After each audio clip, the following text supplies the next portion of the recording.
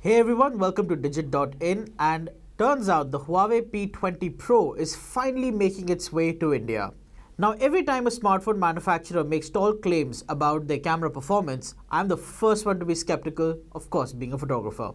However, with the P20 Pro, I'm actually very excited to see how this camera takes Leica made lenses and a large megapixel sensor to deliver image quality.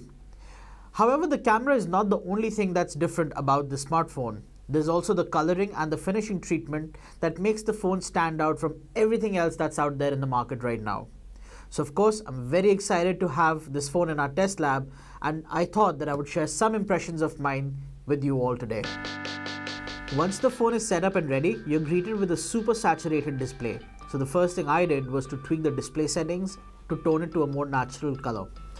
What wasn't very nice, however, was the amount of pre-installed apps I was greeted with after the phone was set up. Some of these apps you can remove, but there are some, like Huawei's own apps, which you cannot. The Huawei P20 Pro runs on EMUI 8.1, which is based on Android's 8.1 Oreo. It took a little time for me to get used to EMUI, but it's pretty intuitive for the most part, and you wouldn't find yourself struggling with anything. Saying the Huawei P20 Pro stands out from the crowd would be an understatement. Its metal and glass design screams premium regardless of the angle you look at it from. The camera placement may be vertical, but it does not come across as an iPhone X replica.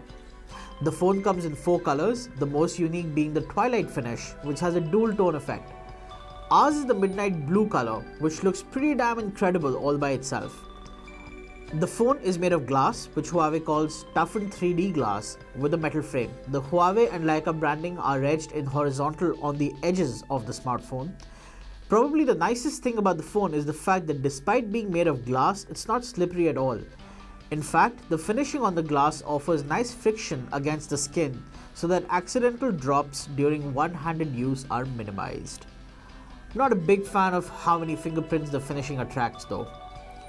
The Huawei P20 Pro sports the most unique camera system on the market today, a 3-camera setup with each lens carrying the Leica branding. The primary RGB sensor is a marvel in of itself, with a resolution of 40 megapixels. There is an 80mm telephoto lens, backed by an 8 megapixel sensor and a 20 megapixel monochrome sensor. Each sensor, like I said, has Leica branded lenses, but each of those lenses also comes with optical image stabilization. The camera interface is fairly intuitive. For if you're a novice, you'll get used to it quickly, and if you're a pro, there is also the Pro mode, which helps you take care of any of your professional needs. I haven't had a lot of time to shoot with the Huawei P20 Pro yet, so I will refrain from sharing any kind of impressions on the image quality, but what I do know is having access to 40 megapixel RAW files is a treat. Oh, and don't worry, Huawei hasn't squeezed those 40 million pixels into a regular sensor. There's a much larger 1 by 1.78 inch sensor being used here, so image quality should not take a hit for the most part. So it is evident that a lot of thought has gone into creating the Huawei P20 Pro, and I have a feeling that we're going to be talking about this smartphone for a very long time to come. So if you like this video, make sure you hit the subscribe button on our channel, or you can just share it with your friends. And thank you for watching, and we will see you again very soon in a different video.